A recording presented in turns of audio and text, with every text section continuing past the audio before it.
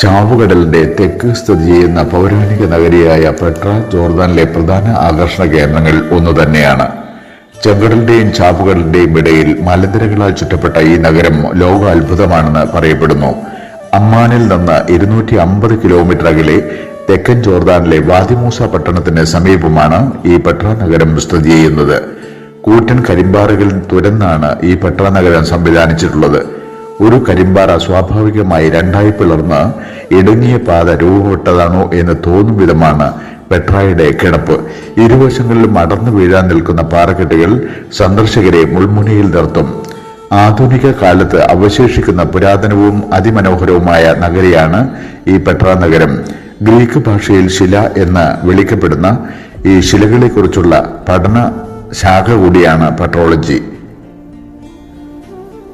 2300 വർഷങ്ങൾക്ക് മുമ്പ് നബാത്തികൾ എന്നറിയപ്പെടുന്ന നാടോടികളാണ് ഈ നഗരം നിർമ്മിക്കപ്പെട്ടത്.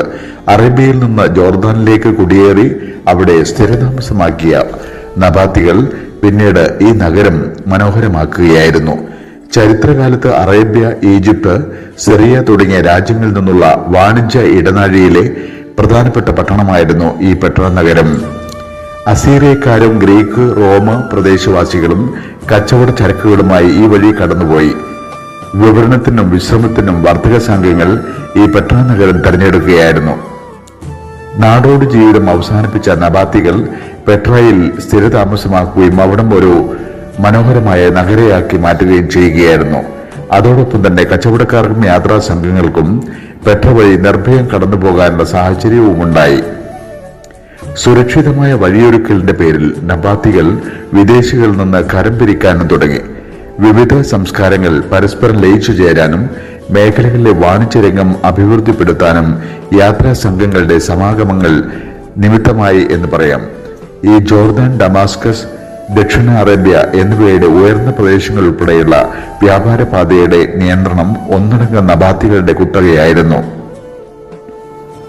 ഈ മേഖലയുടെ രാഷ്ട്രീയ ആധിപത്യത്തിന് പുറമെ സാമ്പത്തിക മേധാവിത്വത്തിനും നബാത്തിയന്മാർ പിറകിലായിരുന്നില്ല.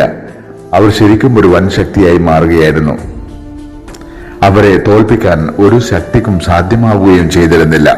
7 നൂറ്റാണ്ടുകാലം ആരാരും അറിയാതെ ചരിത്രത്തിന്റെ വിസ്മൃതിയിൽ അകപ്പെട്ട് കിടക്കുകയായിരുന്നു പെട്ര നഗരം.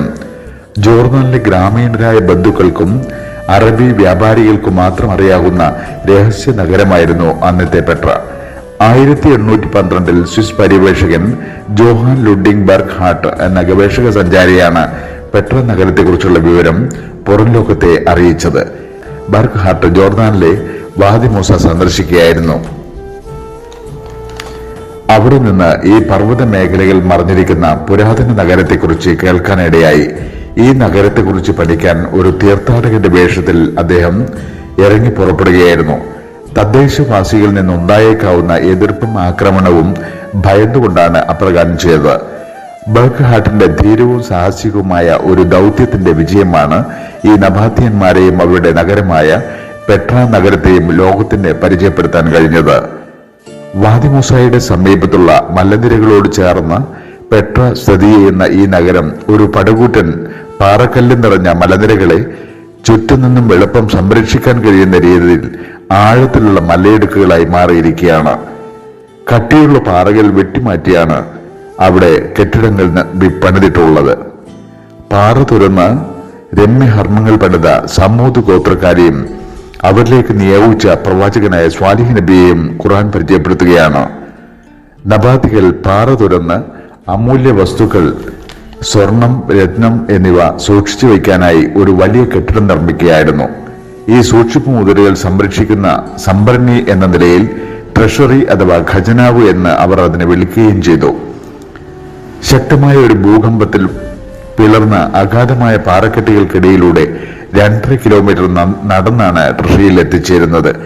ട്രഷറി ഒരു ശവകുടീരമാണെന്നും കടൽക്കൊള്ളക്കാർ അവരെ നിധി ഒളിപ്പിച്ചു വെച്ചിട്ടുണ്ടെന്നും പറയപ്പെടുകയാണ്. ഇങ്ങനെ ട്രഷറിയെക്കുറിച്ചുള്ള നിഗൂഢതകൾ തുടരുകയാണ്.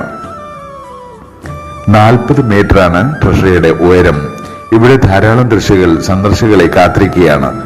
ആരാധനാലയങ്ങളും ശവകുടീരങ്ങളും വിശാലമായ കെട്ടിടങ്ങളുമാണ് പെട്രയിലെ പ്രധാനപ്പെട്ട ആകർഷണ കേന്ദ്രങ്ങൾ.